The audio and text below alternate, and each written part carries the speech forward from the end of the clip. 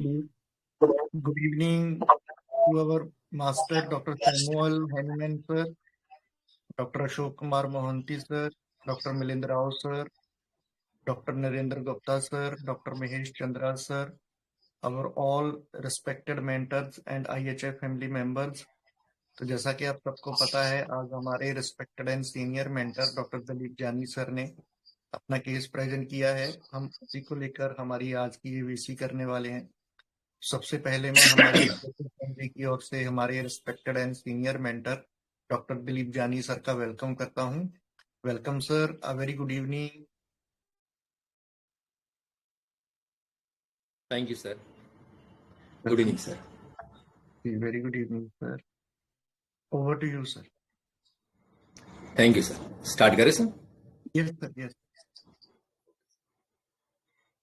Session start करने से पहले सबकी का ग्रेटिट्यूड करते हैं हमारे जो मास्टर से, doctor Samuel Hahnemann sir, doctor ML Sehgal sir, doctor Mohanty sir, doctor Gupta sir, doctor Rao sir. Gratitude to doctor Sehgal sir, doctor Mahesh Chandra sir, और ग्रेटिट्यूड हमारे आईएचएफ मेंबर्स के सभी mentors, doctor Manoj sir, Praveen sir, Marik sir, Anand sir, Alok sir, और सभी मेंटर्स और members. जो मैं case read करता हूं और फिर हम लोग डिस्कस करते हैं। ये बहुत रिसेंट केस है, अभी भी ये पेशेंट मेरे ट्रीटमेंट में है। उसको मतलब मल्टीपल ये गोल्ड स्टोन्स भी थे, और एक गोल्ड स्टोन जो है 11 मिलीमीटर का था, और उसके साथ में पीसीओडी भी था, ओवेरियन सिस्ट था, और उसमें से एक सिस्ट जो है वो उसमें मेंशन किया है फर्स्ट सोनोग्राफी में, देखो हेमरेजिक सिस्ट है, और कुछ अम्बिलिकल हर्निया का ऐसा भी तो कुछ था। तो ये पेन इन एब्डोमेन था करके मेरे पास आए थे। उनके एक रिलेटिव थे बाजू में, जो भाभी थे, बोले ना उन्होंने कि वो मेरे ट्रीटमेंट के अंडर में थे, उनको भी मल्टीपल गोल्ड स्टोन्स था और डायबिटीज था। तो उनका गोल्ड स्टोन्स है वो होम्योपैथिक मेडिसिन से ही डिजोल्व हो गया था, निकल गया था, और उनका डायबिटीज भी काफी अच्छा अभी कंट्रोल में है, और डायबिटीज का मिनिमम मेडिसिन उनको लेना पड़ता है। उसको 2 साल हुआ। वो हमारे आईएचएफ के जो भी हम लोग ये करते थे, पेड ग्रुप्स चलाते थे, तो उसमें भी वो केस मैंने प्रेजेंट किया था। उसका स्टोन पूरा डिजोल्व हो गया था। उसके बाद में इन्होंने बहुत सारे ऐसे पेशेंट भेजे गोल्ड स्टोन्स के। तो ये भी ऐसे ही रिसेंट पेशेंट अभी भेजा है। 26 ईयर ओल्ड फीमेल पेशेंट थी, जो 7 साल से मैरिड थी, और उनके हस्बैंड के साथ रहती है। एक कुछ 6 साल का लड़का, डॉटर है, फादर इन लॉ है, मदर इन लॉ है, उनका ब्रदर इन लॉ है, मतलब जेठ है, और उनकी वाइफ है, और उनके 2 बच्चे हैं। ये पेशेंट मेरे पास, उसका जो हस्बैंड है वो लेके आए थे।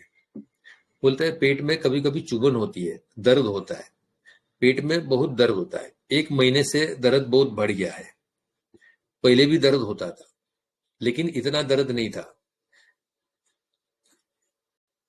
पहले महीना बराबर नहीं आता था।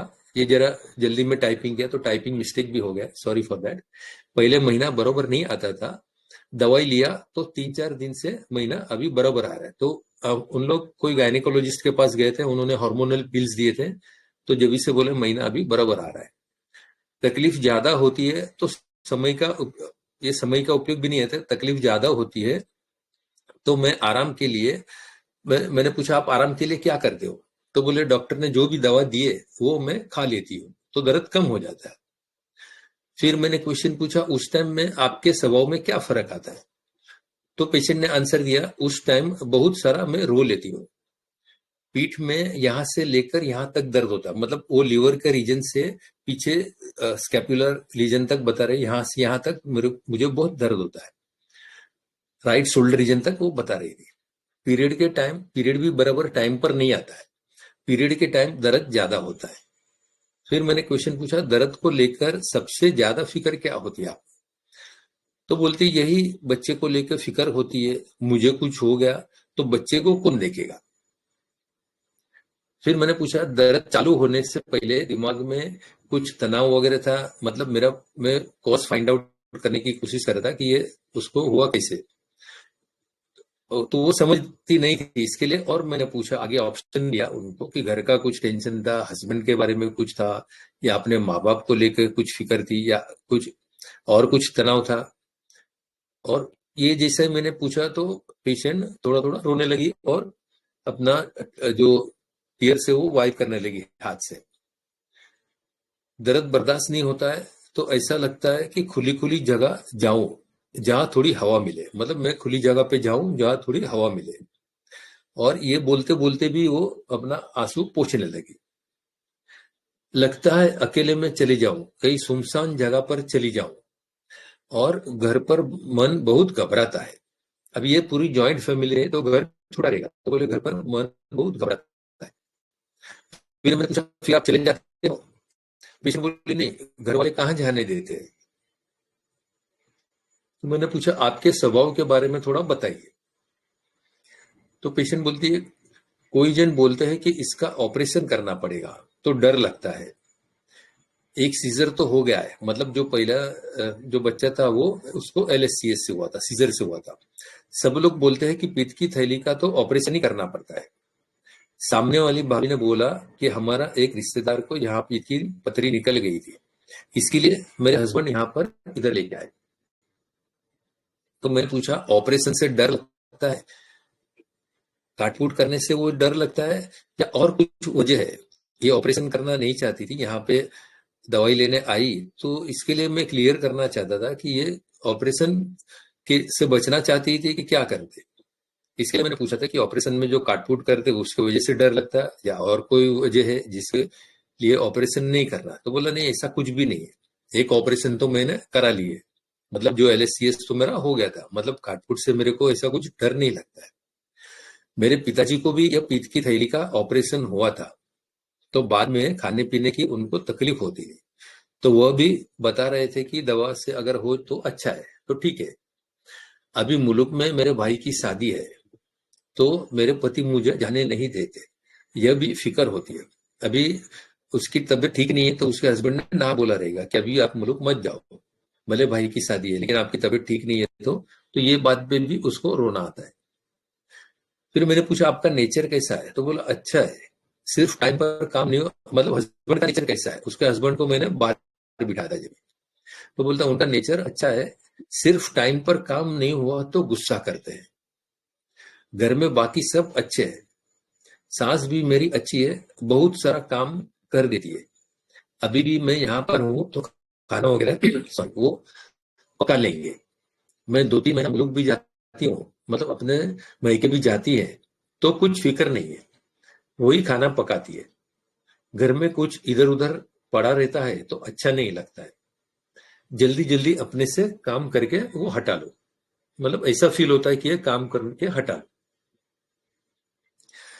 फिर पेशेंट को मैंने बाहर भेजा और उसके हस्बैंड को बुलाया। तो हस्बैंड को मैंने पूछा कि आप उनके स्वभाव के बारे में बताओ। तो हस्बैंड ने बोला ऐसा है ना डॉक्टर साहब, ये बहुत जिद्दी है, जो करना है वही करेगी, कोई भी चीज के बारे में बहुत उसको समझाना पड़ता है जब मानती है। अभी हम ज्वाइंट फैमिली है तो सभी को देखना चाहिए। फिर बोलता है कि एक बात है, हम लोग जब भी मिलते हैं तो दर्द के मारे या क्या पता पता नहीं, बाद में वो बेहोश हो जाती है, फिर पानी वगैरह मार के उसको उठा होश में लाना पड़ता है। पहले ऐसा नहीं था, अभी 2-3 साल से। और एक चीज भी मैंने पूछा था कि आपको गुस्सा क्यों आता है, आप गुस्सा आता है या नहीं आता है? तो बोला हाँ कभी कभार आता है। जो गॉल ब्लैडर था तो मेरे माइंड में चल रहा था कि ये सप्रेस एंगर है, जो यहाँ मैं मेंशन करना भूल गया।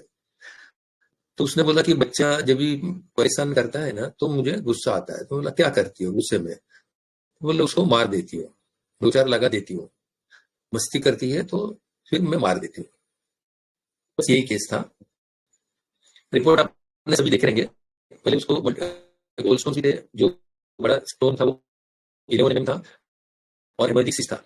और जब सेकंड निकाला अभी आफ्टर 1.5 to 2 months, तो गोल्ड स्टोन से अभी विदाउट ये कोलिसिस्टाइटिस और फैटी लिवर है, लेकिन जो हेमरेजिक सिस्ट वगैरह थी वो गायब हो गई, वो भी नहीं दिख रही है। Still she is under treatment, अभी उसको LM पोटेंसी चालू है।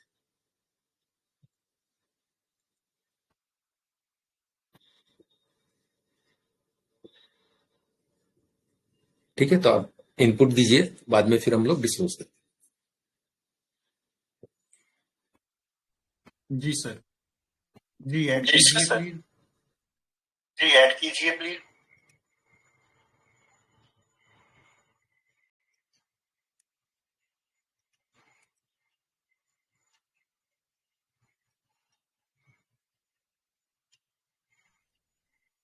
जी एनालिसिस जो है आपका शेयर कीजिए।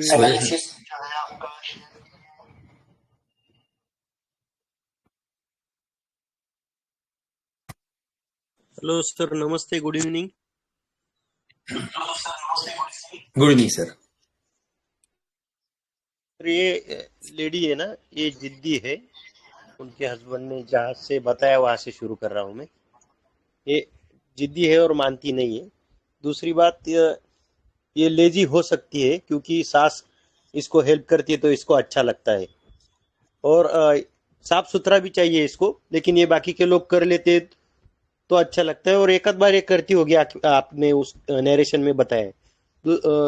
दूसरी दूसरी बात है ना, एक मिनट मैं रूब्रिक वाइज बताता हूँ फिर। सर, इसको सपोर्ट चाहिए, जो बातें मैंने बताई ना वो सपोर्ट चाहिए। तीसरी बात, इसकी बातें मानना चाहिए। तो listen to be desire to be, साफ सुथरा चाहिए तो फास्टिडियस लिया है मैंने। और वो जो बातें इन्होंने सुनी है, किसी ने बताया ऑपरेशन के बारे में, ये गॉलस्टोन के बारे में, तो ऑपरेशन के बाद तकलीफ होती है, ऐसा ये समझती है। तो फियर सफरिंग ऑफ, पहले ऑपरेशन करने के बारे में आपने पूछा तो वो ऑपरेशन से डर लगता है बोली थी। लेकिन बाद में आपने पूछा तो ये डरती नहीं हुई, मेरा एक सीजरियन हो चुका है ऐसा बोली है। तो वो अफेक्टेशन भी लग रहा था। और वो लेडीज की जो बातें हैं और बाकी के लोगों की बातें सुन के, तो वो सुनने के लिए मैंने इम्प्रेशनेबल लिया है सर। और जो हस्बैंड ने बताया कि वो जब मिलते हैं तो वो ये बेसुध होती है। तो सर, वो क्या है वो उनको भी पता नहीं है, तो वो इसलिए वो मैनिपुलेटिव लिया है मैंने। और आपके पास केस बताते वक्त उस उनकी आंखों से आंसू आए हैं और वो आंसू पोंछ रही थी, तो वो विपिंग लिया है, विपिंग। तो सर मेरी रेमेडी ऊपर पल्सेटिला आती है। और डीडी में सर वो जो फेंटिंग बताया है, फेंटिंग, तो वो फेंटिंग वाला जो है ना, फेंटिंग, उसके लिए एक रूब्रिक लिया था मैंने, फेनिंग, फेनिंग फेंटिंग लिया था वो। हाँ। हाँ, तो वो टेरेंटुला, यस सर। तो डीडी टेरेंटुला लगता है सर। तो अभी फाइनल रेमेडी आप बहुत अच्छा। बताएंगे कौन सी हो सकती है सर। थैंक यू सर, बहुत अच्छा। थैंक यू सर, थैंक आगे आके बोलते हैं आप, वो बहुत अच्छा लगा सर। You sir. कोई बोल नहीं रहा ना, इसलिए मुझे अच्छा नहीं लगता है कि वो जो मेंटोर है ना उनका यस। डिसरिस्पेक्ट नहीं होना चाहिए, इसलिए मैं बोलता हूँ। एक्चुअली पूरी केस है ना, मैं भूल जाता हूँ बार बार, लेकिन इसलिए फिर मैं रूब्रिक बताने शुरू कर दिए सर। Okay sir, okay. अच्छा है सर। Thank you sir.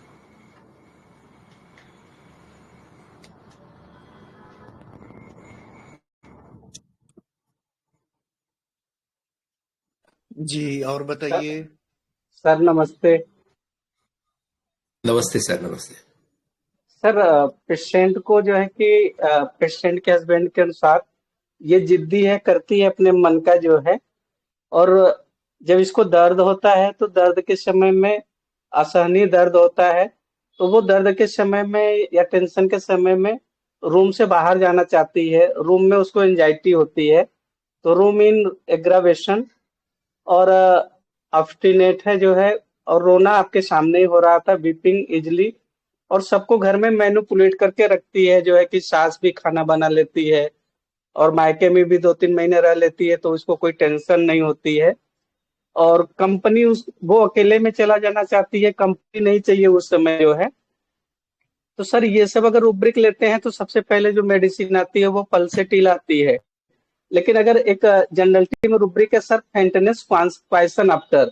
अगर इसमें से रूमिन एग्रावेशन को अलग करके फेंटेनेस क्वाइसन आफ्टर को लेते हैं तो सर सेपिया आती है जो है। बाकी अगर बहुत ज्यादा फेंगिंग है इसके अंदर तो एक बार टेरुनटुला के बारे में भी सोच सकते हैं सर। थैंक यू सर, बाकी आपसे सीखेंगे। Thank you. Yes, thank you. बहुत अच्छा, थैंक यू सर।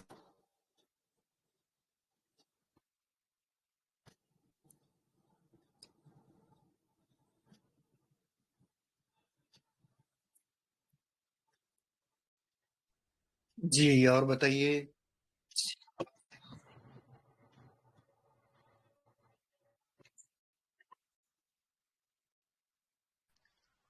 हेलो जी, गुड इवनिंग सर।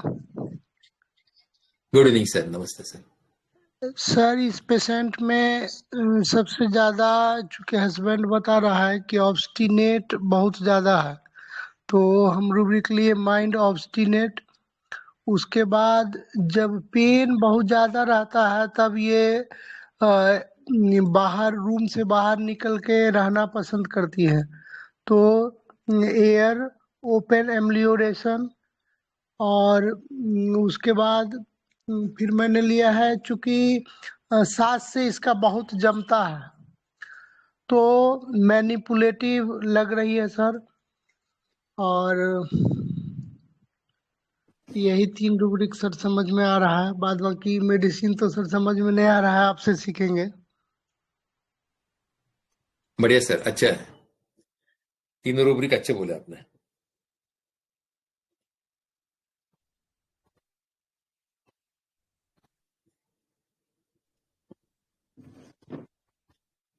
जी और बताइए।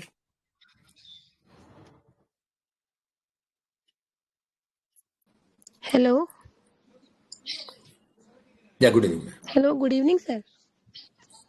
Good evening ma'am. सर मेरे को ये जो लेडी है, ये मेरे को सर पैम्पर्ड लगी बहुत। मतलब ये जैसे मतलब इसकी मदर इन लॉ भी काफी इसका कर रही है, और सर हस्बैंड भी मतलब काफी कर ही रहा है, फिर भी वो आपके सामने लाइक बोल रही है, मैनिपुलेटिवली बोल रही है कि अच्छे हैं बट लेकिन अगर टाइम पे इनको हर काम चाहिए। और सर बाद में मतलब ओपन एयर एमिलेट भी लगा इसका। और इसका ये होगा सर जो मुझे लग रहा है कि मतलब जब इसके सारे इसके हिसाब से काम हो रहा है तब तो ये खुश है, लेकिन जब इसके हिसाब से काम जहाँ नहीं होगा वहां पे फिर ये अपना रोना धोना शुरू करती होगी। तो सर ये मेरे को थोड़ा सा इससे सर पल्सटिला का फील आ रहा है sir. Yes ma'am, thank thank you you ma'am, sir. अच्छा है, थैंक यू, बहुत अच्छा है।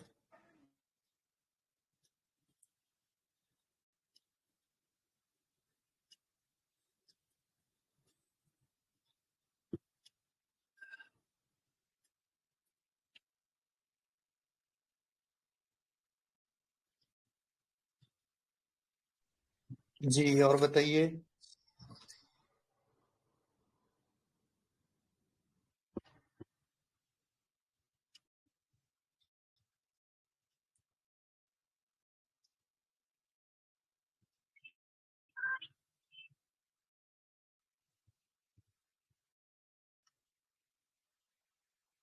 Good evening sir. Good evening ma'am, या सर इस लेडी में बोलिए एक मैम। खास बात ये है कि एक तरह से तो वो बहुत ऑब्स्टिनेट भी है, और दूसरी तरफ से वो लेडी जब उसको पेन होता है तो वो बहुत रोती भी है, और अपनी कंप्लेंट सिकनेस बताते वक्त भी वो रोती है। तो वीपिंग पेन विथ भी है और वीपिंग टेनिंग सिकनेस विथ में भी है। और इम्प्रेशन कैरी करके आई है कि मतलब यहाँ से उसके गॉलस्टोन्स विदाउट सर्जरी के ठीक हो जाएंगे, तो इम्प्रेशनेबल भी लगी। और ओपन एयर एम्बुलरेशन भी है सर। मतलब उसमें जो फीलिंग है केस वाइज, तो सर ये पल्स की ही फीलिंग आ रही है, जो भी रूब्रिक से ये 4-5 महीने लिए सर।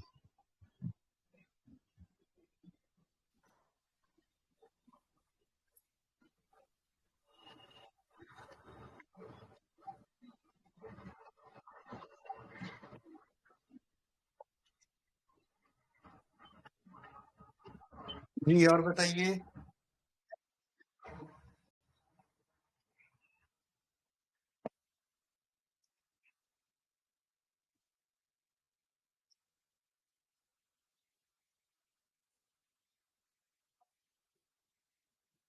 और भी कोई शेयर करिए, 1-2 जन, फिर डिस्क्लोज करते हैं।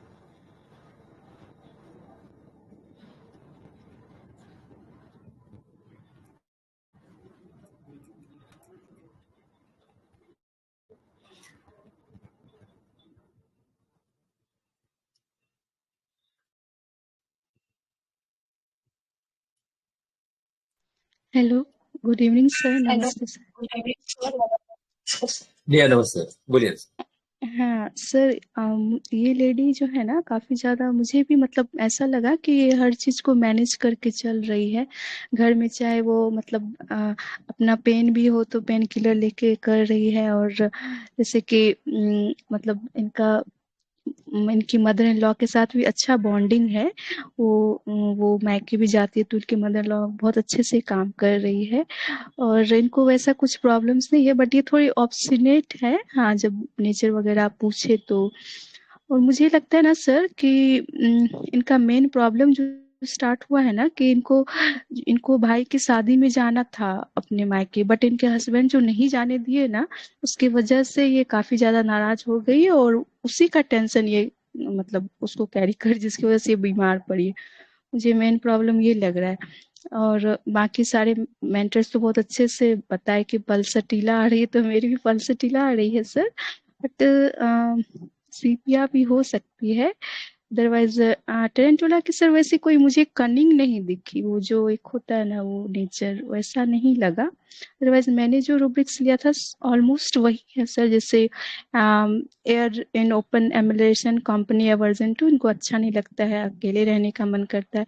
फीलिंग सिक भी लगा सर मुझे, और एक इम्प्रेशन कैरी करके आए तो इम्प्रेशनेबल में भी लगी और मैनिपुलेटिव भी लगी सर मुझे ये। और ऑब्स्टिनेट तो है ही, और ये जो बार बार रो रही तो weeping telling sickness when telling आपको ये वाला भी लगा, और विपिंग पेन भी था। तो मैम तो पल्सिटिला लीड कर रही है, अदरवाइज नहीं तो फिर मे बी सीपिया हो सकती है sir. Thank you sir. Thank you. Thank you.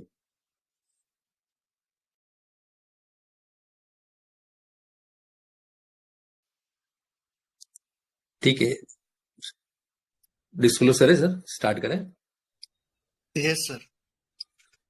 हाँ देखो, ये केस इसके लिए शेयर किया कि विद इन मीन्स 1 मंथ जो इसको अच्छा रिजल्ट मिला है, उसकी जो हेमरेजिक सिस्ट है वो भी नहीं दिख रही अभी, और उसका जो पेन था वो भी कम हो गया, जनरलाइज बॉडी पेन वगैरह जो हम लोग बोलते हैं ना फाइब्रोमाइल्जिया, वो था वो कम हो गया। प्लस उसको जो लीवर के रीजन में, राइट हाइपोकॉन्ड्रियक में पेन था, जो पेन वहां से लेके शोल्डर रीजन में जाता है, जो हम लोग यूजुअली चेलिडोनियम वगैरह जिस से अगर माइंड में था नहीं करता तो मैं उसको चेलिडोनियम ही देता था, वहां तक जो पेन जाता है। प्लस बाकी सब सिम्टम भी उसका काफी अच्छा था। और बीच में उसको एक टाइम पेन हुआ तो जो गायनिक के पास जाते थे, वहां गायनिक के पास वो गए तो उन्होंने सोनोग्राफी करा, क्योंकि हेमोरेजिक सीस्ट कैसा है कि बहुत टाइम ऐसा होता है कि हेमोरेजिक सीस्ट कभी रप्चर हो जाती है। और स्पेशली एक पेशेंट था मेरे पास, उसका सॉरी उसकी एज कम से कम 18-20 ईयर्स कुछ थी वो गर्ल सर की। आवाज इसको हो रही है। आवाज इको हो रही है। हो रही थी आवाज सर, ठीक हो गया। नहीं हो रहा है, क्लियर आ रहा है, उनका कोई प्रॉब्लम होगा। हाँ, तो वो उसकी एज 18-20 ईयर्स कुछ, एक डॉक्टर ने मेरे को रिफर किया तो वो भी हेमोरेजिक सिस्ट थी। तो एक टाइम क्या हो गया ड्यूरिंग ट्रीटमेंट, कुछ 15 डेज 1 मंथ कुछ लगेगा, ड्यूरिंग ट्रीटमेंट वो हेमोरेजिक सिस्ट है ना अचानक रप्चर हो गया। तो पेशेंट के पास आई सीवियर पेन, राइट इलियक उसमें सीवियर पेन था उसको। तो मैं कंफ्यूज था कि इसको एपेंडिसाइटिस एपेंडिसाइटिस है, स्ट्रक्चर होगी क्या है। तो पहले मैंने उसको जो भी लोकल मोडालिटीज जो थी वो सबसे दवा दिया, बिठा, लेकिन कम नहीं हुआ। तो जो डॉक्टर ने मुझे किया था उनके थ्रू ही उन्होंने जो बोले वो सर्जन के पास मैंने भेज दिया था। हेलो हाँ सर, बोलिए बीच बीच में आवाज स्पीड अप एकदम स्पीड में आती है और कम हो जाती है, बीच बीच में हो रही। अब नजर लगी, इसके पहले तक ठीक चल रहा था। Yes sir, yes sir. बीच में लुई आवाज करके में ज्वाइन कर। स्पीड भी आ जाती है, कभी नॉर्मल भी साउंड आता है। हाँ,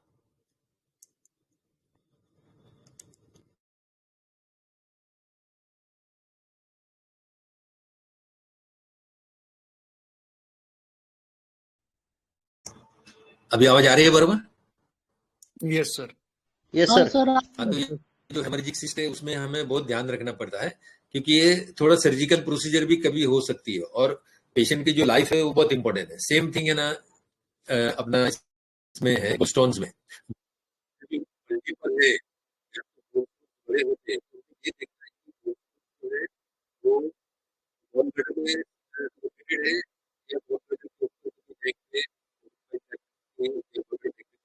आवाज ब्रेक हो गई है सर, आवाज ब्रेक हो गई।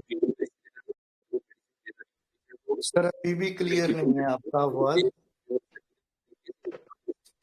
बाकी मेंबर्स को भी क्लियर नहीं आ रहा है। सर क्लियर आवाज नहीं आ में रही है। आवाज में सबको प्रॉब्लम हो रहा है। सर की आवाज क्लियर आवाज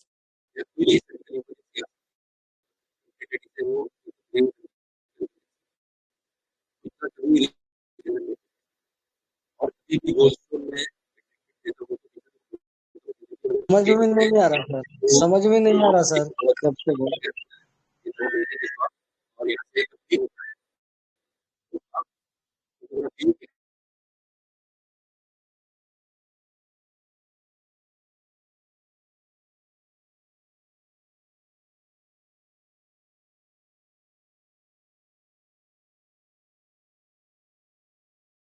सर वॉइस क्लियर नहीं है आपका।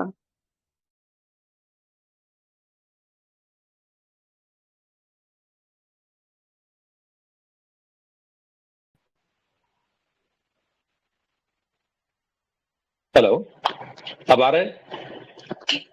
बी बैक, और प्लीज आप स्टार्टिंग से स्टार्ट कीजिए जहाँ पे आप बता रहे थे कि सर्जिकल हो सकता है, सीरियस हाँ मैटर हो सकता है। जी हाँ, सर। ये हेमरेजिक जो सीस्ट है, जो ओवरी में हेमरेजिक सीस्ट है, वो कभी भी मतलब रप्चर हो सकती है। जो मैं बता रहा था, एक पेशेंट था, 18-20 ईयर ओल्ड गर्ल थी, तो एक डॉक्टर ने मेरे को रिफर किया था। तो उसकी ट्रीटमेंट चल रही थी, जब तक क्या होगा कि 15 दिन 20 दिन के बाद में उसको सडनली राइट इलियाक फोसा में पेन स्टार्ट हुआ। तो मैं कंफ्यूज हो गया कि ये हेमरेजिक सीस्ट है, रप्चर हुई, या एक्यूट अपेंडिसाइटिस है।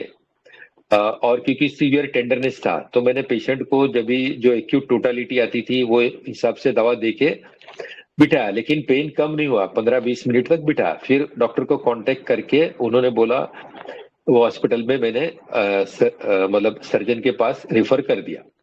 तो वहां पे सर्जन के पास भी पेशेंट को कुछ सीटी स्कैन ये सब कराया, सोनोग्राफी निकाले, फिर मालूम पड़ा था कि वो सिस्ट रप्चर हो गई थी। और लकीली कंजर्वेटिव ट्रीटमेंट से ही पेशेंट फिर अच्छी हो गई थी, लेकिन 4-5 दिन उसको हॉस्पिटल में एडमिट करना पड़ा था। तो यहाँ पे हमें ये ध्यान रखना पड़ता है कि पेशेंट कभी भी सीरियस कंडीशन में हम लोग लेके नहीं जाना चाहिए। उसके पहले ही जो वार्निंग सिग्नल्स क्या है वो हमें पता होना चाहिए। पेशेंट का पल्स, बीपी, रेस्पिरेशन, ये सब चेक करना पड़ता है, और वो हिसाब से हमें जजमेंट करना पड़ता है कि क्रिटिकल कंडीशन में पेशेंट नहीं जाना चाहिए। सेम थिंग जो है मैं बोलता हूँ, जो गोल्ड स्टोन्स के पेशेंट रहते हैं, तो गोल्ड स्टोन के पेशेंट में मल्टीपल स्टोन्स हो गए, कितने भी बड़े स्टोन है, उसे उतना कुछ टेंशन नहीं रहता। लेकिन वो स्टोन जो है वो गॉल ब्लैडर नेक में नहीं होना चाहिए या कॉमन बाइल डक्ट में नहीं होना चाहिए, क्योंकि गॉल ब्लैडर नेक से कभी भी स्टोन कॉमन बाइल डक्ट में स्लिप हो जाता है। स्लिप वहां से फिर वो जब भी कॉमन बाइल डक्ट से नीचे चले जाते हैं तो एम्प्यूला ऑफ वेटर में चले गए, या जो अपना ड्यूडेनम के पास जो ओपनिंग है वहां पे चले गए, तो कभी भी पेशेंट एक्यूट पेनक्रिएटाइटिस में लैंड अप हो सकता है। ये एक्यूट पेनक्रिएटाइटिस है, वो ग्रेव सर्जिकल इमरजेंसी है, वहां पे सर्जन भी कुछ नहीं कर सकते, क्योंकि उसको ऑपरेट भी नहीं कर सकते। जो भी है वो पूरा कंजर्वेटिव ट्रीटमेंट करना पड़ता है। तो ये रिस्क हमें नहीं लेना चाहिए कि अगर स्टोन गॉल ब्लैडर में है तो ठीक है, लेकिन नेक में है, कॉमन बाइल डक्ट में है, तो बहुत कॉशियस रहना चाहिए। और इवन गॉल ब्लैडर में भी है तो कभी भी वो कॉमन बाइल डक्ट में या वहां पे आ सकता है, कि पेशेंट कभी भी सर्जिकल इमरजेंसी में जा सकता है। तो हमें आइडियली एडवाइस करना चाहिए कि जब भी पेन होए तो जो भी हम लोग इमरजेंसी मेडिसिन दिए वो खा के अगर पेन कम नहीं होता है 15 मिनट, आधा घंटे, 1 घंटे में, तो आप वापस से फिर से सोनोग्राफी निकालो। तो फिर से सोनोग्राफी निकाले तो मालूम पड़ता है उस टाइम में कि जबी की पोजीशन क्या है। और अगर ये इमरजेंसी सिचुएशन हमें दिखती है तो पेशेंट को हमको रिफर कर देना चाहिए आइडियली, मेरे हिसाब से, क्योंकि पेशेंट की लाइफ जो है ना वो ज्यादा इंपॉर्टेंट है। हमारे वजह से पेशेंट की लाइफ रिस्क होना नहीं चाहिए। ठीक है, तो ये केस इसके लिए मैं डिस्कस किया कि देखो 1.5 के 2 मंथ्स में उसको अच्छा रिजल्ट मिला था। और सेकेंड थिंग क्या होता है, ये केस मेरे को क्या सिखा के गया, हर केस में हमें कुछ ना कुछ तो सीखने को मिलता है। हर पेशेंट हमें कुछ ना कुछ सिखा के जाता है। तो केस टेकिंग और ये जो पॉइंट्स है हमारे लिए कितना इंपॉर्टेंट है वो ये केस से मैंने सीखा। देखो जो हम लोग बोलते हैं ना कि what the patient says, how the patient says, why the patient says, when the patient says. तो पेशेंट जो पेशेंट फेस वैल्यू जो पेशेंट बोलता है कि मेरे को दर्द होता है, मैं रो लेती हूँ, बच्चे की फिक्र है, ये क्या है, व्हाट द पेशेंट सेज। और ये patient how the patient says उससे मैच होता है कि नहीं होता है, ये हमें जजमेंट करना है। पेशेंट रियली ये बोल रहा है कि झूठ बोल रहा है, जो हम लोग सोचते हैं कि पेशेंट हिपोक्रेसी में है, अफेक्टेशन में है, वो हमें जज करना चाहिए। सेकेंड थिंग, जब हम आईपीआर से भी केस टेकिंग करते हैं, आईपीआर से भी हम लोग डेटा लेते हैं, तो पेशेंट जो बोला और पेशेंट का जो हमने जजमेंट निकाला और आईपीआर जो बोला वो डेटा मैच होता है कि नहीं होता है, ये भी बहुत इंपॉर्टेंट है। अगर ये दोनों डेटा मैच नहीं होता है तो भी कुछ डिस्ट्रप्शन है, अगर ये डेटा मैच होता है तो वेल एंड गुड, हमारी मेडिसिन और पक्की हो जाती है। सेम वे पेशेंट जो बोलता है और उसका जो हाव है वो कैसे बोलता है, वो भी अगर मैच होता है ना तो it is well and good. ये सोशल मीडिया की वजह से उसका वीडियो नहीं डाल सका मैं, अदरवाइज जो वीडियो में हम लोग देखते हैं पेशेंट हमारे सामने होता है तो ज्यादा फील होती है, और जो केस नरेट करते हैं उसमें हम लोग इतना फील दे नहीं पाते एक्चुअली। तो देखो अगर इनिशियल से अगर ये केस देखे,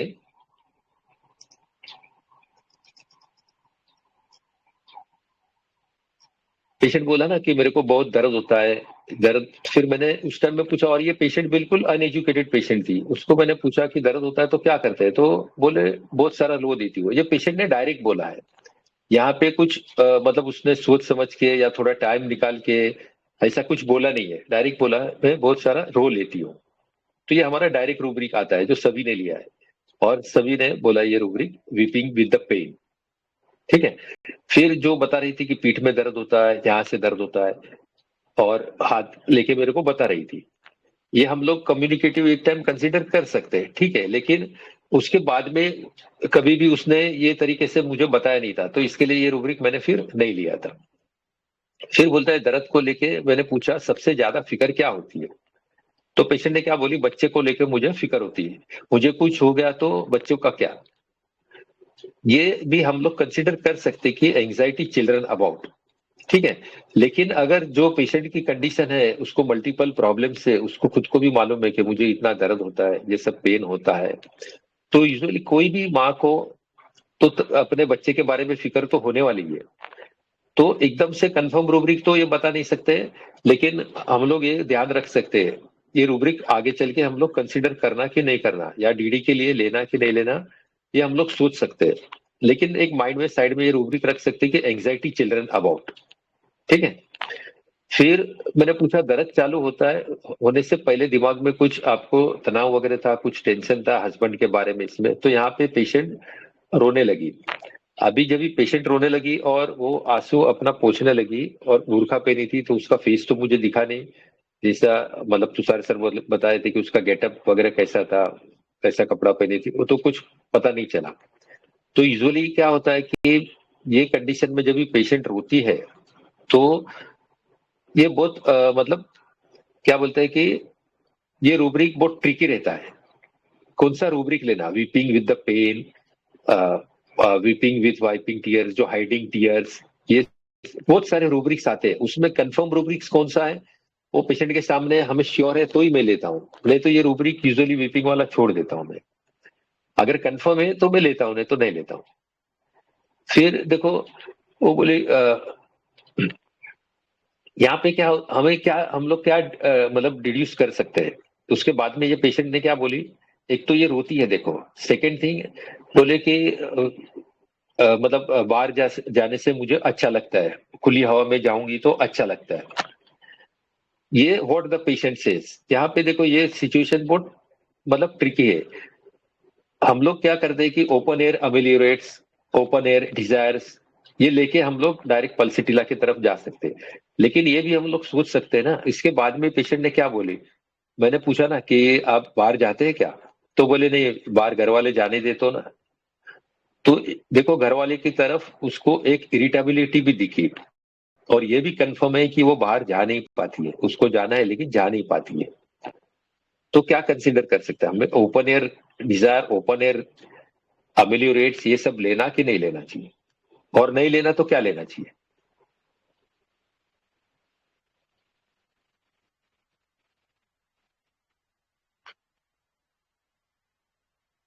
सर डोमिनेशन। हाँ, डोमिनेशन ले सकते हैं, यस, बहुत अच्छा। और देखो ये जो है ना, उसका हस्बैंड ने भी मतलब ये किया कि जॉइंट फैमिली है और ये बहुत जिद्दी है, ठीक है ना। तो मतलब देखो उसको बाहर जाना है लेकिन जाने नहीं देते इन लोग, तो डोमिनेशन हमारे माइंड में आता है, एब्यूज आता है और उसकी इच्छा पूरी नहीं होती, इतना तो हमें कंफर्म लगता है।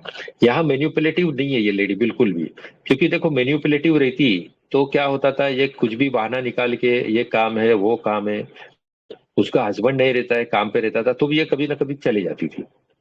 उसको जो चाहिए ना, अगर पल्से चलाई रहती थी तो उसको जो चाहिए वो कैसा भी करके वो पूरा करती थी, भले 10 टाइम में से 5-6 टाइम तो वो अपना पूरा कर लेती थी, ठीक है। तो यहाँ पे डोमिनेशन, एब्यूज, ये सब हम लोग ले सकते हैं, क्योंकि पूरा दिन भर उसको घर पे ही रहना पड़ता है, इसके लिए मतलब उसको घर पे रहने से फिर घबराहट होती है, ये सब है, ठीक है। इतना तक ठीक है। Yes sir. Hello, yes sir. हाँ, यस अभी सर। देखो आगे मैंने पूछा उसको आपके स्वभाव के बारे में बताइए, तो क्या बोलती है? वो स्वभाव तो नहीं बोलती है, लेकिन कोई जन बोलते हैं कि ऑपरेशन इसका करना ही पड़ता है, और उसके माइंड में ये फिक्स हो गया था कि अभी जब भी अगर गोल्ड स्टोन से है तो गोल्ड स्टोन में कंपलसरी ऑपरेशन करना ही पड़ता है। और सामने वाली भाभी ने बोला था कि यहाँ पे गोल्ड निकल जाता है स्टोन, इसके लिए मेरे हस्बैंड मेरे पास आपके पास लेके आए, ठीक है। उसके बाद में भी देखो एक जगह पे उसने बताया मेरे को कि मेरे पिताजी को भी था, ये थैली का ऑपरेशन हुआ था, बाद में उनको भी खाने पीने की तकलीफ होती थी, ठीक है। तो इसके लिए इसका भी अभी माइंड में ये हो गया कि मेरे को भी तकलीफ होगी, तो इसके लिए ये मेरे पास आई। तो यहाँ पे क्या ले सकते हैं? Fear suffering sir. हाँ, फियर और सफरिंग ऑफ इम्प्रेसिबल। हाँ, बहुत अच्छा। ये पिताजी का जो है ना इम्प्रेशन ये कैरी करती थी, यहाँ पे उसको डर लग गया कि मुझे भी ऐसा होएगा, तो ये डर गई थी। प्रेजुडिस से अच्छा ये ज्यादा इम्प्रेसिव होने वाले, देखो, और ऑब्जेक्टिव है, ऑब्जेक्टिव रीजनेबल। ये मेरे को बता रही है कि मैं आपके पास क्यों आई। और देखो उस टाइम में मैंने इसके लिए वो रूब्रिक क्लियर करने को मैंने उसको पूछा था कि आपको जो ऑपरेशन नहीं करना है, आप मेरे पास आए तो ऑपरेशन में जो काटपुट होती है उसके वजह से आपको ऑपरेशन नहीं करना है, या और कुछ वजह है जिसके ऑपरेशन नहीं करना है? तो बोले नहीं, काटपुट ऐसा कुछ भी नहीं है, उसके वजह से नहीं है, एक ऑपरेशन तो मैं ऑलरेडी करा चुकी हूँ, तो उससे मेरे को कुछ डर नहीं है। मतलब जो हॉरिबल सैड स्टोरीज जो है ना, वो रूब्रिक हमारा इधर से फिर निकल जाता है पूरा। और ये मेरे को रीजन बता रही है कि आपके पास हम लोग क्यों आए, ठीक है। क्लियर हुआ इतना? Yes sir. हाँ, उसके बाद में देखो बोलती है ना कि मुल्क में मेरे भाई की शादी है, तो मेरे पति मुझे जाने नहीं देते हैं, तो ये भी उसको फिक्र है। तो ये जरूरी नहीं कि उसकी इलनेस यहाँ से चालू हुई, देखो शादी तो अभी डिसाइड हुई रही है या 6 महीने से डिसाइड हुई रही, लेकिन पथरी तो उसको पहले से रहेगी, ये सिस्ट भी उसको पहले से रहेगी। तो मेन उसकी तकलीफ जो स्टार्ट हुई रहेगी कि ये लोग उसको बांध के रखते रहेंगे, डोमिनेशन में रखते रहेंगे, बाहर जाने नहीं देते रहेंगे और उसको जाना रहेगा, इसके वजह से उसका डोमिनेशन स्टार्ट हुआ, यहाँ से उसकी तकलीफ चालू हुई रहेगी। क्योंकि और आगे भी बताता हूँ। फिर मैंने पूछा था नेचर कैसा है, तो बोला अच्छा है। सिर्फ मतलब हस्बैंड का नेचर कैसा है, तो ये मैं जानना चाहता था कि हस्बैंड उसको डोमिनेट करते हैं कि नहीं करते। देखो जॉइंट फैमिली है तो सबको एक दूसरे से संभल के रहना पड़ता है, और बड़ी जो थी सिस्टर इन लोग, वो जेठानी थी, बड़े जेठ थे और ये लोग छोटे थे, तो क्या होता है कि अब थोड़ा तो मतलब रिस्ट्रिक्शन में रहना पड़ता है ना, जो इसको अच्छा नहीं लगता रहेगा। फिर बोलते हैं उसको, उनका नेचर तो अच्छा है, सिर्फ टाइम पर नहीं हुआ तो गुस्सा करते हैं, घर में बाकी सब अच्छे हैं। और बोलती मेरी सास बहुत अच्छी है, बहुत सारा काम कर देती है, अभी मैं यहाँ पर हूँ तो खाना वगैरह सब वही कर लेंगे, मैं 2-3 महीना मुल्क भी गई तो मुझे कोई फिक्र नहीं, वही खाना पकाती है। तो यहाँ पे हम लोग लेते हैं क्या, मैन्युपुलेटिव, कि ये सास से खाना बना रही है, मतलब सास को बोलती है खाना बनाने का, कैसा भी बहाना निकालती है। तो यहाँ पे भी देखो मैनिपुलेटिव ये नहीं है। अभी कोई कोई सास अच्छी रहती है तो वो अपने आप से काम करती है, उसको हेल्प करती है, तो ये कुछ बोलती नहीं है, ठीक है। तो यहाँ क्या सोच सकते हैं? अभी कल ही देखो एक पेशेंट आई थी, वेनिला पेशेंट थी, तो दो बहू रहने के बावजूद भी सास भी घर का काम करती थी अपनी मर्जी से। ऐसा नहीं कि बहू लोग ने बोले, जब भी अपनी मर्जी से घर का काम करने का, बच्चे लोग को स्कूल लेके जाने का, कभी मतलब स्कूल छोड़ने को जाने का, लाने को जाने का, ये सब काम सास सामने से खुद करती। ये नहीं कि बहू लोग जो है मैनिपुलेट करके सास से काम करवा लेती है। तो ये सिचुएशन भी इधर नहीं थी। तो इधर क्या सोच सकते हैं? और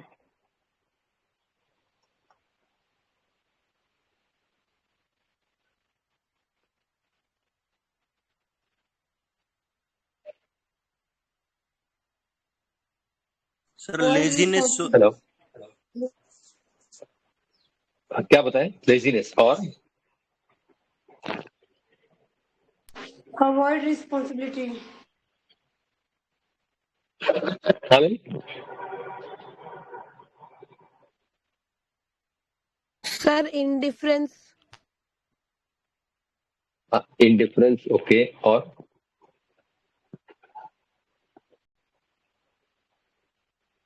सर इनका फैमिली बड़ा है, हेलो, जॉइंट फैमिली हाँ की बोलिए वजह ना। से, और ये लेडी भी केयरिंग नेचर की लगती है, तो ये केयरिंग और हाँ अफेक्शन भी लग सकता है लेडीज का। हाँ, नहीं ये सास काम कर लेती है और ये कुछ बोलती नहीं है, ठीक है। तो यहाँ पे मैंने सोचा मोरल फीलिंग वांट ऑफ, इसके लिए देखो ये मोरालिटी वाली मेडिसिन रहती थी, पल्सेटिला, इग्निशिया, ये सब रहती थी। तो जो अच्छी बहू है वो क्या बोलती सास को, नहीं नहीं आप काम नहीं करो, मैं होते हो आप कैसे काम करेंगी, है ना। कुछ ना कुछ कसम देके, मैं नहीं आऊं बाजार से जब तक तुम काम नहीं करना, ये चीज तुम नहीं करना, मैं आके कर लूंगी, ठीक है ना। तो ये सब चीज भी इसमें नहीं थी। तो यहाँ मैंने सोचा मोरल फीलिंग वांट ऑफ, क्योंकि ये सास से काम करवा तो नहीं लेती है, लेकिन वो काम करती है तो ये कुछ बोलती भी नहीं, चलो ठीक है ऐसा करके। तो इसके लिए देखो ये 2-2 3-3 महीना अपना मुल्क चले जाती है, मैके चले जाती है, कुछ बोलती नहीं है, क्योंकि सास करने वाली है। ऐसा नहीं कि वो मैनिपुलेट करके सास के पास से काम करा के लेती, ये चीज नहीं था।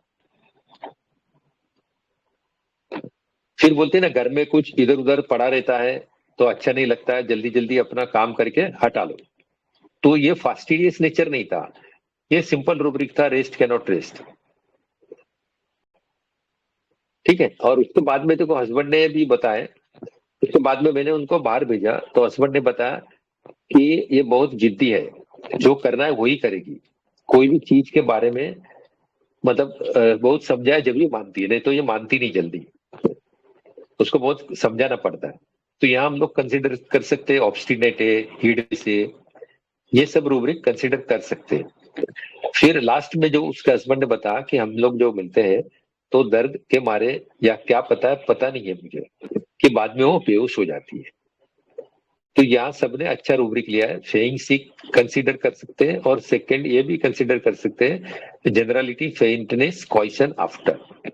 तो देखो ये अगर पूरा पिक्चर अगर हम लोग कंसीडर करें, और इसने ये भी बताया था कि ये अभी अभी स्टार्ट हुआ है, पहले नहीं था, ठीक है। पहली जो बच्ची हुई उसके बाद में फिर थोड़े टाइम के बाद में ये स्टार्ट हुआ, तो उसके बाद में क्या हो गया, तो ये डिलीवरी के बाद में उसको जो थोड़ा जो बोलता है ना इरिटेबिलिटी, अवर्जन या इंडिफरेंस जैसा हस्बैंड के बारे में हो गया रहेगा, या उसके फैमिली के बारे में हो गया रहेगा, क्योंकि सब लोग जॉइंट फैमिली है, एकदम क्लोज रूम में सब लोग रहते हैं और इसको बाहर भी जाने नहीं देते, इसका कुछ लिबर्टिनिज्म भी इसको नहीं है।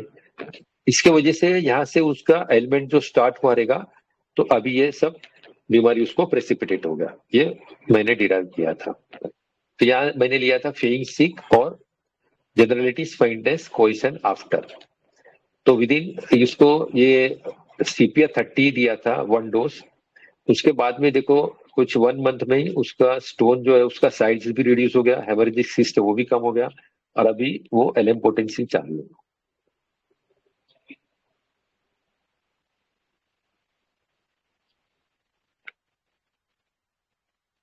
ठीक है, क्लियर हुआ?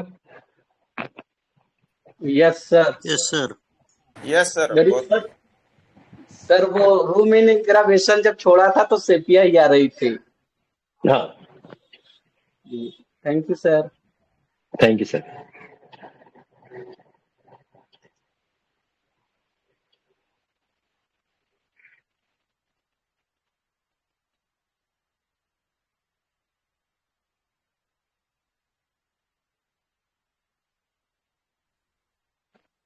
तो गोइंग आउट का भी एक रूब्रिक है सीपीआ में, वो याद नहीं आ रहा है मुझे ऐसा भी कोई रूब्रिक है जो इसका एकदम रिवर्स रूब्रिक है। गोइंग आउट अवर्जन टू, मतलब उस कोई कोई लेडी बोलती है ना, मैं बाहर जाती हूँ नहीं, बाहर जाना मुझे अच्छा नहीं लगता है, सब मतलब घर से बाहर में निकलती ही नहीं हूँ, लेकिन जब निकलती हूँ बाहर जाती हूँ तो अच्छा लगता है। हाँ sir, going out version to aversion है, और going out aversion to happy when she does what, does that, yes. लेकिन जब भी बाहर जाती हो तो अच्छा लगता है। जी सर। Thank you sir.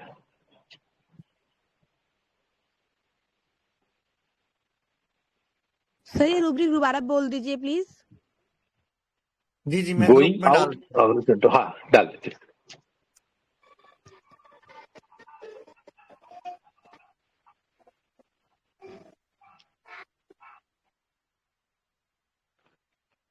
जी, बहुत ब्यूटीफुली एक्सप्लेन किया है सर, और केस भी बहुत बढ़िया है। Thank you sir. जी सर।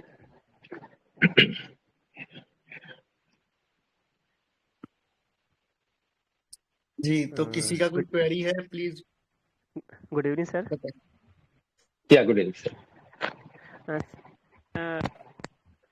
30 आपने दिया सर, उसके बाद से इसे एलएम पोटेंशियल चालू करने रहते हैं तो कितने पावर्स मतलब कितने से चालू करते हैं? मैं 01 से ही चालू किया है सर। ऐसा क्या है? ठीक है सर। Thank you. और जैसे मतलब जैसे अगर 200 देते हैं सर तो भी 0/1 से ही चालू करेंगे सर? नहीं जरूरी नहीं है सर, नहीं नहीं ऐसा जरूरी नहीं है सर। ठीक है, थैंक यू सर। ये कोई नेसेसरी नहीं है, हम लोग कुछ भी दे सकते हैं। सपोज शिफ्ट करना है, मान लो कई बार होता है ना कि मेरे पास अब 0/1 नहीं है, पता चला 0/2 भी नहीं है, 0/3 अवेलेबल, तो वहीं से शुरू कर देते हैं। एक बार तो ऐसा मेडिसिन 0/6 तक गायब क्लिनिक से, तो वहां मैंने 0/7 से चालू कर दिया। तो ऐसा कोई खास बात नहीं है। मेडिसिन अपना प्रिस्क्रिप्शन सही होना चाहिए, वो बहुत ज्यादा जरूरी है।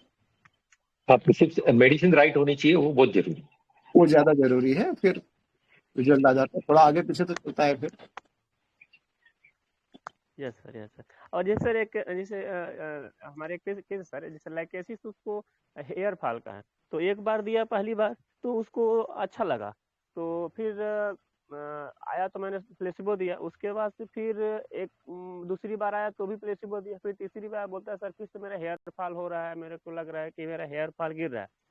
तो फिर मैं उसको सोचा फिर मैं लाइकेसिस 200 दे दिया, फिर से रिपीट किया, तो उस बार नहीं आया। फिर एक महीने बाद फिर से आता है, बोलता है सर अभी वैसी ही है, तो फिर मैंने लगा कि अभी भी वैसे ही लग रहा है इसको, तो फिर मैंने लैकेसी दिया तो अभी आ रहा है।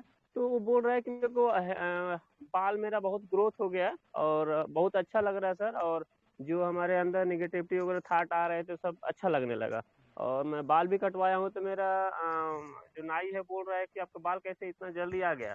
तो हमें नहीं समझ में आया सर कि इतना रिपीट किया उसके बाद भी फिर इतने दिन बाद कैसे आ गया, अच्छा उसको लगने लगा। यही तो मैं सर बताया ना कि हर केस जो है हमें कुछ ना कुछ सिखा के जाता है, हर पेशेंट हमें कुछ ना कुछ सिखा के जाता है। कोई पेशेंट ऐसा होता है कि सिंगल डोज में क्लियर होता है। मेरे ऐसे भी सोरियासिस के बहुत पेशेंट है कि जिसको 30 सिंगल डोज दिया, आज 2 साल हो गया, 2.5 साल हो गया, वो रिपीट नहीं किया है, लेकिन अभी तक उसको कंटिन्यूस इंप्रूवमेंट चालू है। और बहुत केसेस ऐसे भी है कि जिसको हर 15 दिन में या महीने में जो पोटेंसी दी है वो कभी रिपीट करनी भी पड़ती है, ऐसा भी होता है। Thank you sir. तो जैसे अभी मेरा एक केस आया था, बहुत बढ़िया फायदा हो रहा है एक्जिमा में और लैक इक्विनम से, उसको मैंने अल्टरनेट दे दिया है 30 पोटेंसी एक दिन बाद, और बहुत ही सीवियर केस था, बहुत पुराना केस था, और वंडरफुल रिजल्ट। तो पोटेंसी जो है कब क्या देना है ना, ये आपका एक्सपीरियंस सिखाता है। हाँ, धीरे धीरे आपको समझ में आएगा तब क्या करना है। Okay sir, thank you sir. Thank you sir, thank you sir.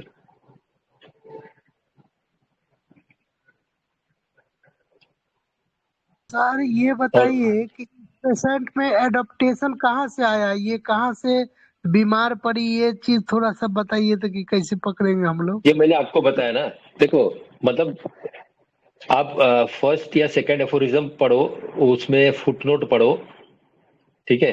तो उसमें फुटनोट में हनीमन सर ने क्लियरली दिया है कि हमारा इम्पोर्टेंस ये नहीं है कि हाउ द डिजीज ओरिजिनेटेड, बीमारी कैसे चालू हुई, वो हमारा कुछ उससे हमारे कुछ मीनिंग नहीं है। और इसके लिए बहुत सारे डॉक्टर से बहुत सारे मतलब उस टाइम के फिजिशियन ने टाइम वेस्ट किया है कि कैसे हुआ, उसकी थियरी लगाने का कुछ मीनिंग नहीं है। हमारा फर्ज क्या है, बीइंग अ फिजिशियन, जो सामने पेशेंट है उसको ट्रीट करो, उसके पीछे ज्यादा थियरी लगाने का जरूरत नहीं। फिर भी अगर हम लोग इसमें सोचेंगे तो इसकी बीमारी कहाँ से स्टार्ट हुई रहेगी, जो फर्स्ट डिलीवरी तक उसको कुछ प्रॉब्लम था, उसके बाद में थोड़े टाइम के बाद में उसको मतलब ये फैमिली की तरफ थोड़ा अवर्जन हुआ रहेगा, हस्बैंड की इरिटेबिलिटी थोड़ी हुई रहेगी। इसके लिए तो बोली ना कि मुझे बाहर जाने का मन करता है, खुली हवा में जाने का मन करता है, जो जहां मैं अकेले रहूं, कोई न रहे हो, ठीक है। लेकिन इन लोग जाने तो नहीं देते, मेरे को जाने दे तब ना, वैसा बोली ना, तो उसका टोन यहाँ पे इरिटेबल था। तो यहाँ से देखो उसका मतलब थोड़ी थोड़ी सिकनेस चालू हुई रहेगी, फिर वो प्रेसिपिटेट हुई रहेगी, ये गोल स्टोन्स में या सीस्ट में ये सब स्टार्ट हुआ रहेगा बाद में।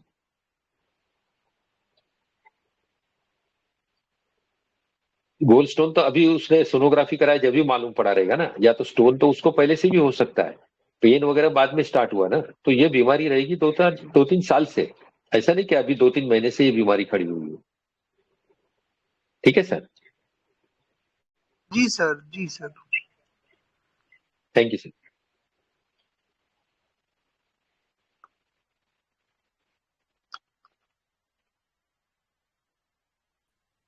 जी, और कोई क्वेरी है किसी का? हेलो। क्या बोलिए? हाँ सर मेरे को एक चीज पूछना था सर, पोटेंसी में ना सर, जैसे जिनको लाइक हम मेरे जैसे जो लोग हैं जिनको ज्यादा एक्सपीरियंस नहीं है, तो सर उसमें ज्यादा मतलब लाइक सेफेस्ट पोटेंसी कौन सी हो सकती है जो हम दे सेफेस्ट सकते हैं? अगर, हाँ सेफेस्ट, अभी समझो ये केस था मेरे पास, ये नया केस था, ये पेशेंट पहले कभी मेरे पास आई नहीं थी, ठीक है।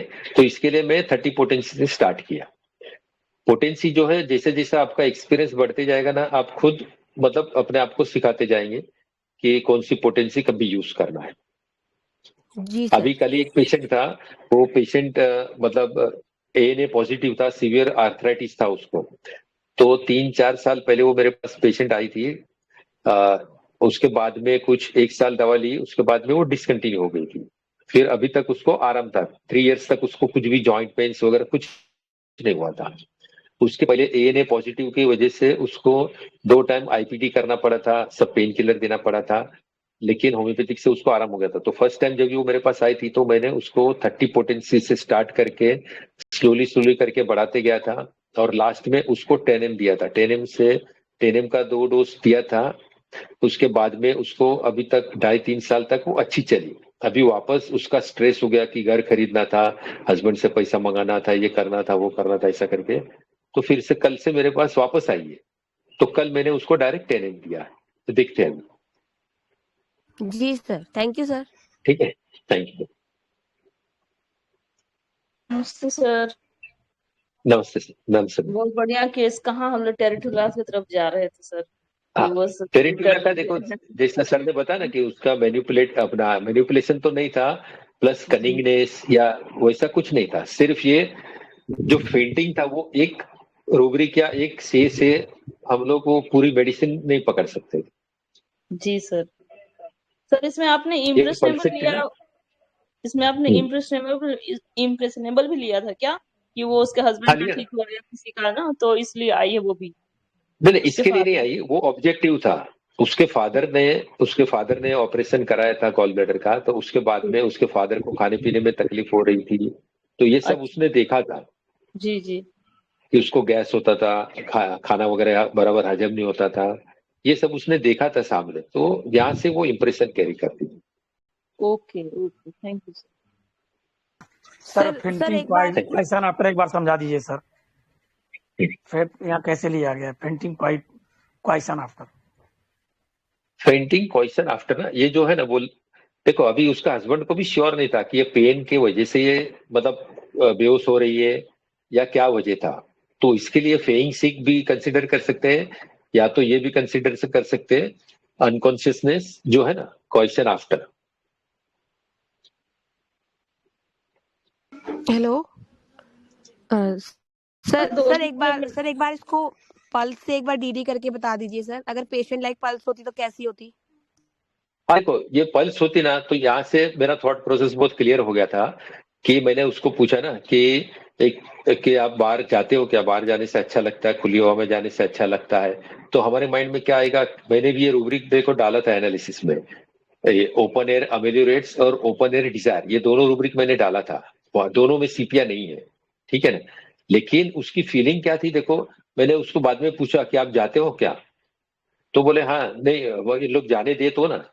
तो यहाँ पे उसका टोन भी इरिटेबल था, प्लस उसको मतलब एक तरफ का गुस्सा था कि उन लोग मेरे को जाने नहीं देते हैं बाहर, ठीक है।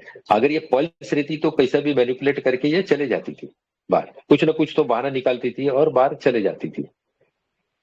जी sir, thank you sir. Clear जी हुआ सर, यस सर बिल्कुल, thank you sir. Fainting question after and fainting sick में तो बहुत अंतर है ना, थोड़ा सा दोनों को फेंटिंग क्वेश्चन आफ्टर को समझाइए ना। फेनिंग सिक तो समझ में आ रहा मुझे, वो हाँ दूसरा देखो वाला फेंटिंग क्वेश्चन आफ्टर यहाँ पे डायरेक्ट रूब्रिक है ये बोल हस्बैंड क्या बोल रहा है, देखो हस्बैंड का से देखो,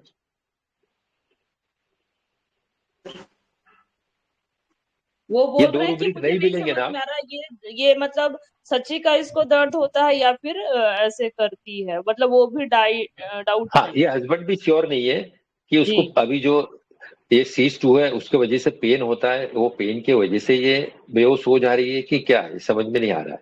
और ये मैटर उसने वहां से भी डिस्कस नहीं किया था, क्योंकि ये तो हस्बैंड ने डिस्कस किया, ये फीमेल ने तो कुछ बताया नहीं, उसने कुछ डिस्कस नहीं किया। और उनके जो गायनेकोलॉजिस्ट के दवा चालू थी वहां पे भी उसने कुछ बताया नहीं था, नहीं तो अब पता चलता था कि ये सीस्ट के वजह से उसको पेन होता है ड्यूरिंग इंटरकोर्स की और कुछ रीजन है। लेकिन ये दो रूब्रिक आप कंसिडर नहीं करेंगे, बाकी सब ओवरऑल भी अगर कंसिडर करेंगे तो आपके मतलब ये सीपिया क्लियर कटता। देखो रेस्ट डिजायर, ये रेस्ट कैनॉट रेस्ट जो है उसमें भी पल्सेटिला नहीं है, सर, जी सर, समझ ठीक में है। आ पल्सेटिला बहुत दूर है, देखो अगर टोटलिटी आप डालेंगे ना, गया। मैं डालता हूँ उस टाइम का जो मैं उस पेशेंट के सामने मैंने जो जो रूब्रिक कंसिडर किया था ना, फिर भी देखो पल्सेटिला बहुत दूर है।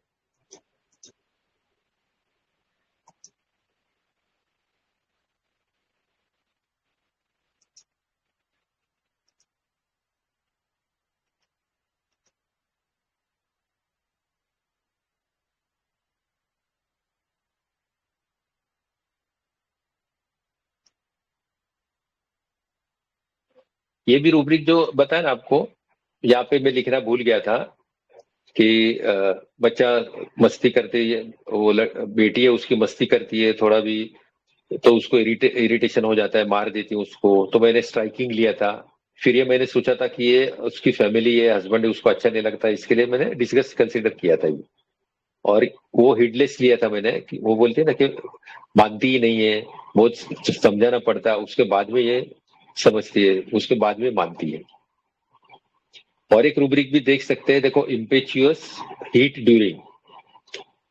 इम्पेचुअस मतलब कैसी है, वो ऐसा मतलब एक्शन करेगी बिना सोचे बिना समझे एक्शन करते हैं, उसको इम्पेचुअस बोलता है। और मतलब जब भी उसको गुस्सा आता है, जब भी उसकी हीट बढ़ जाती है तो इम्पेचुअस एक्ट करती है, बच्चे को मार देती है इधर उधर। ये सब वो रूब्रिक भी कंसिडर कर सकते हैं, उसमें भी शायद सीपिया सिंगल है या, लेकिन मैंने लिया था स्ट्राइकिंग या स्ट्राइकिंग एंगर ड्यूरिंग, ये कंसिडर कर सकते हैं।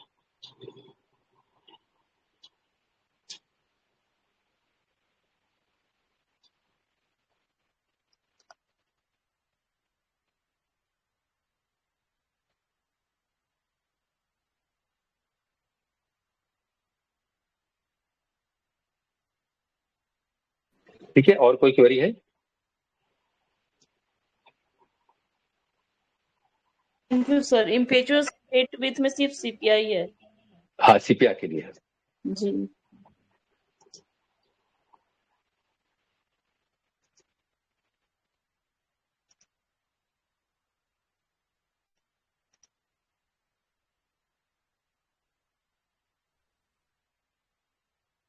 ठीक है sir, thank you very much sir, thank you all, thank you Praveen sir, thank you doctor sir, Manoj very sir, nice case thank you, sir. Thank you, thank you. Thank you sir. Deep gratitude. Yes, Manoj sir. Deep gratitude to our respected and senior mentor Dr. Dalip Jani sir. बहुत ही प्यारा case था sir सीपिया का, और बहुत अच्छे से आपने सीपिया आज हमको फिर से पढ़ाया है, और ढेर सारे रूब्रिक्स उसके हैं जो क्लियर हुए हैं इस केस के थ्रू।